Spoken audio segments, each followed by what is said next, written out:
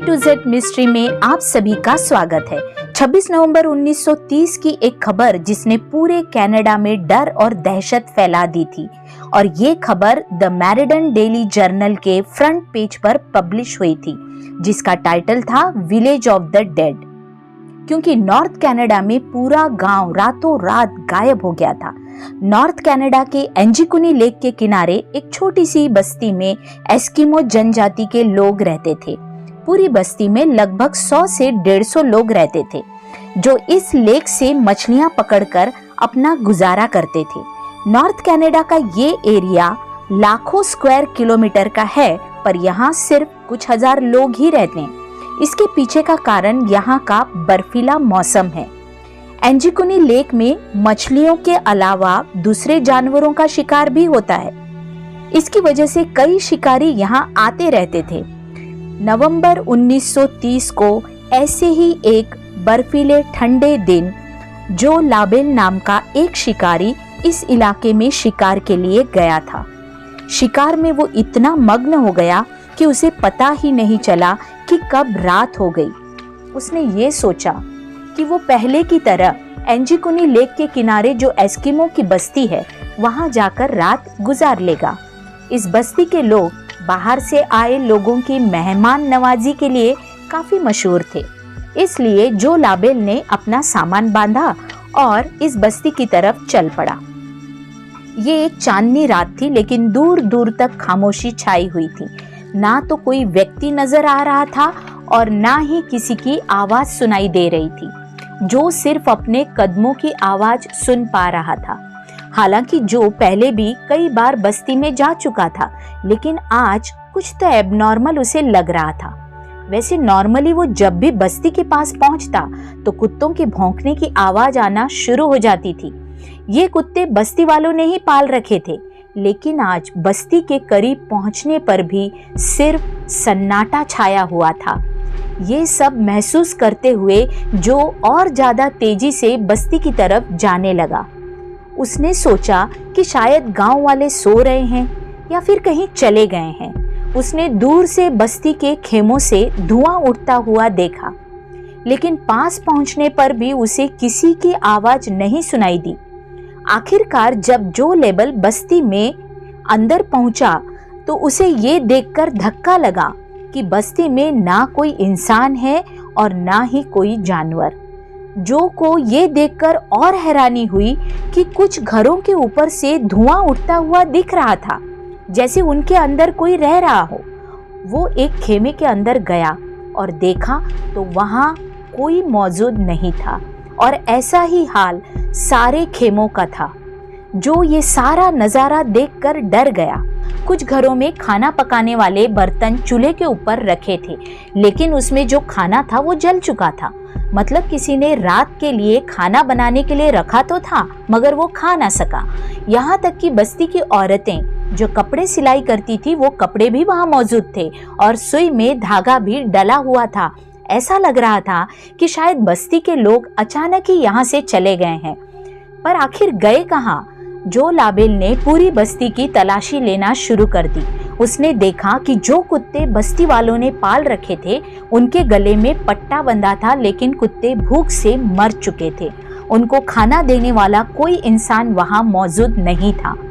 एक जगह पर जो को एक कब्र खुदी हुई मिली। इस कब्र को देखकर ऐसा लग रहा था कि इसे खोदे हुए ज्यादा समय नहीं हुआ है।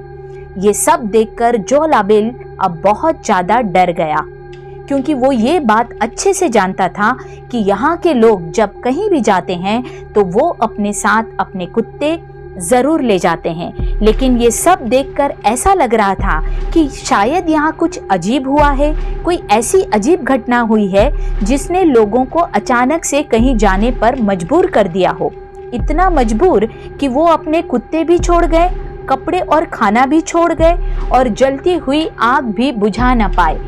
जो ये सब कुछ देखकर ज्यादा देर हिम्मत नहीं रख सका और जल्द ही पास के टेलीग्राफ ऑफिस पहुंच गया। वहां से वो रॉयल कैनेडियन माउंटेड पुलिस के पास पहुंचा और उनको आंखों देखा हाल बयान कर दिया। पुलिस जब गांव पहुंची तो उन्हें पता चला कि जो लाबेल ने जो कुछ बताया था वो सब सच था। पुलिस को पहले तो ये शक हुआ कि शायद यहाँ किसी ने अटैक किया हो और बस्ती के सारे लोगों को मार दिया हो, लेकिन अगर ऐसा होता तो बस्ती में कहीं न कहीं तो खून मिलता। खून नहीं मिला तो मार धाड़ की वजह से सामान तो बिखरा मिलता। पुलिस ने तुरंत ही गांव वालों को ढूंढने के लिए एक सर्च ऑपरेशन शुरू कर दिया। इस सर्च ऑपरेशन में बहुत सारी अजीब बातें देखने को मिली जो शायद जो ने भी नोटिस नहीं की थी। सारी बस्ती बर्फ से ढकी हुई थी, पर उस बर्फ पर किसी के भी पांव के निशान नहीं थे। वहां सिर्फ एक ही व्यक्ति के पांव के निशान थे और वो थे जो लाबेल के अपने खुद के थे। इसका मतलब अगर इस बस्ती में जो के अलावा कोई आया नहीं और कोई गया नहीं, तो फिर बस्ती के लोग गए तो गए कहाँ? लेक के ऊपर भी बर्फ जमी हुई थी और बस्ती वालों की नाव जमीन पर खड़ी थी, क्योंकि बर्फीले मौसम में मछलियों का शिकार नहीं होता था, तो नाव को जमीन पर खींचकर बांध दिया जाता था। अगर बस्ती वाले लेक में तैरकर कहीं जाते या उनको किसी ने मारकर लेक में फेंक दिया होता, तो लेक के ऊपर की बर्फ कहीं न कहीं से टूटी हुई मिलती।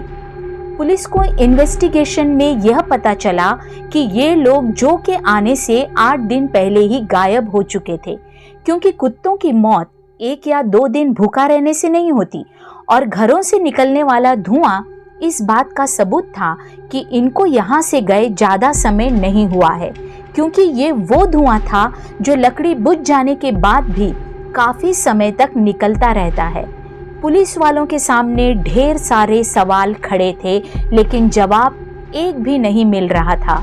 कई महीनों के सर्च ऑपरेशन के बाद पुलिस ने आखिरकार इस केस को अनसॉल्व का ठप्पा लगाकर हमेशा हमेशा के लिए बंद कर दिया और समय के साथ साथ लोग भी इसको धीरे धीरे भूल गए। इस घटना के 50 सालों बाद 1984 में रॉजर बोअर और निचेल ब्लैंडल नामक राइटर ने एक आर्टिकल लिखा और इस पूरी घटना को एलियन से जोड़ने की कोशिश की।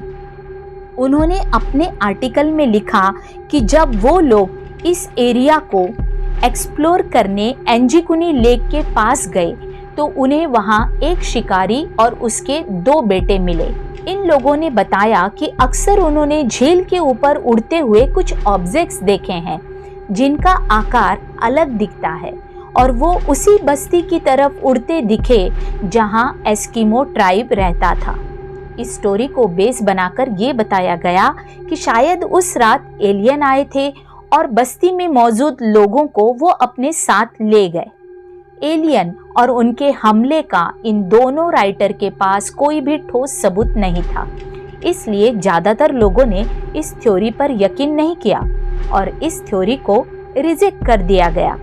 इसके बाद कई लोगों ने एस्किमो ट्राइब के गायब हो जाने के बारे में अलग अलग कहानियां बनाई, लेकिन सच्चाई ये है कि इस घटना को 93 साल बीत चुके हैं, मगर आज तक इस सवाल का जवाब किसी के पास नहीं है कि एंजिकुनी लेक के पास की बस्ती के लोग बिना कोई निशान छोड़े अचानक कहाँ चले गए। एस्किमो ट्राइब के गायब होने की ये घटना आज तक एक मिस्ट्री बनी हुई है। आज के लिए इतना ही, मिलते हैं अगले सैटरडे को नई मिस्ट्री के साथ। चैनल को लाइक, शेयर और सब्सक्राइब जरूर कीजिए।